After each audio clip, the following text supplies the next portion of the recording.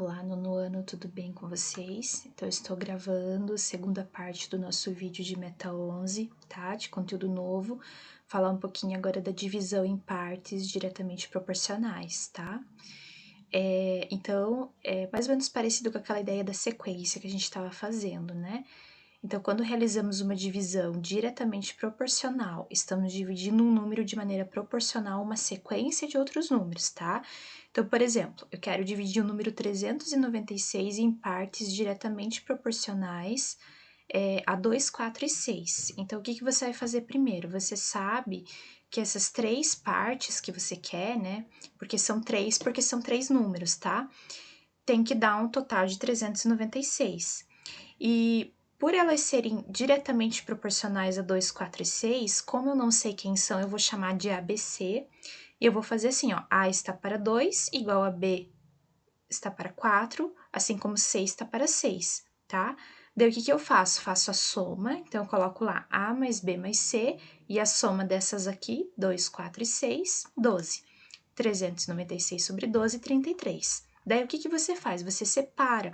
Você pega A sobre 2 igual a esse 33, passa o 2 multiplicando, você vai achar 66.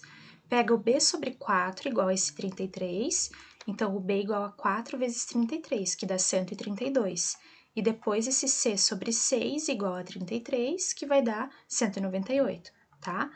O que acontece? A hora que você somar esses três aqui, ó, 66 mais 132 mais 198 vai dar o 396. No caso, ele seria o A, B e C que você está procurando, né? Então, não é que você está dividindo o 396 em três partes iguais, é em partes proporcionais a 2, 4 e 6, certo? Aqui no caso de diretamente, vamos ver o que vai mudar na inversamente. Agora, a divisão em partes inversamente proporcionais. Agora, eu quero dividir o número 248 em partes inversamente proporcionais a 3, 5, 7 e 9.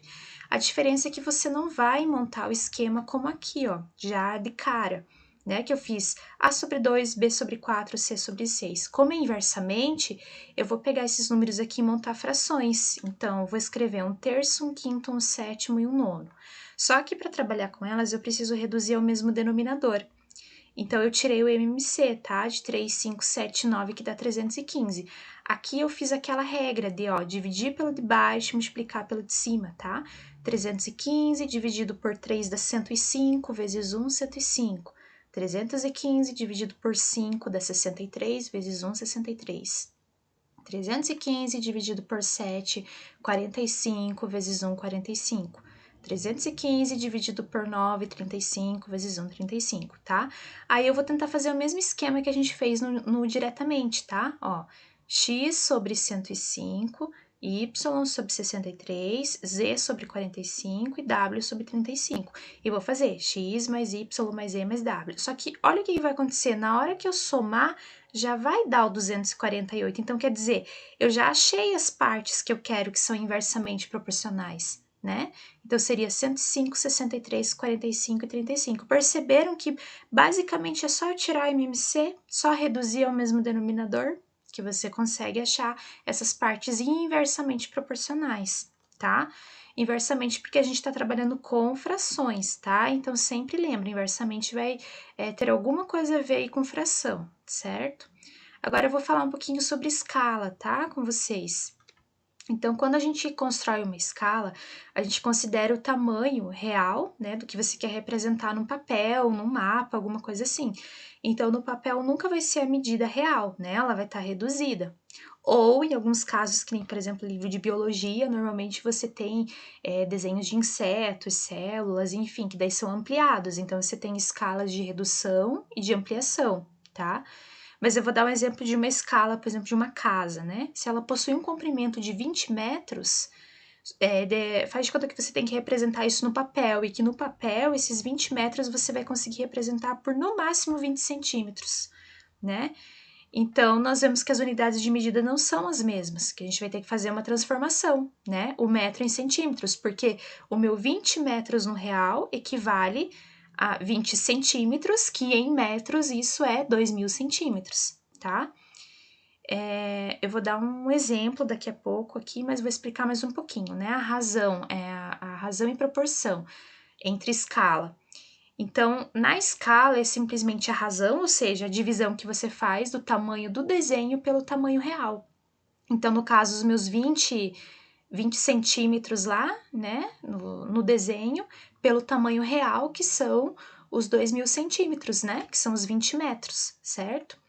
Simplificando por 20 o numerador e o denominador, e também a unidade de medida, encontramos a escala 1 para 100. Então, isso significa que cada centímetro do desenho representa 100 no real. Ou seja, cada centímetro que eu desenhar ali no papel equivale a 1 metro na realidade, tá?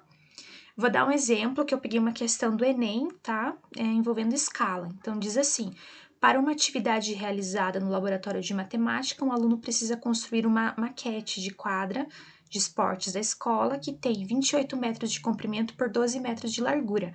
A maquete deverá ser construída na escala de 1 para 250. Que medidas de comprimento e largura em centímetros o aluno utilizará na construção da maquete, tá? Então, eu fiz assim, ó.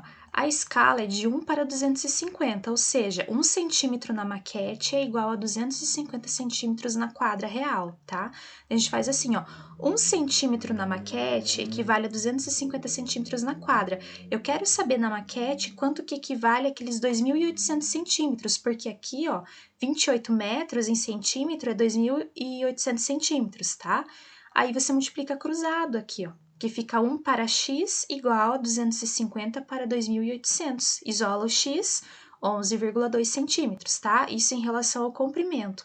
Em relação à largura, na maquete, 1 centímetro equivale a 250 centímetros da quadra, né? Eu quero saber, na minha maquete, como que eu vou representar os 12 metros, que equivale a 1.200 centímetros, né? Multiplica isso cruzado, isola o y, vai ser igual a 4,8 centímetros, certo? Então é isso, pessoal. Um grande abraço para vocês, bons estudos.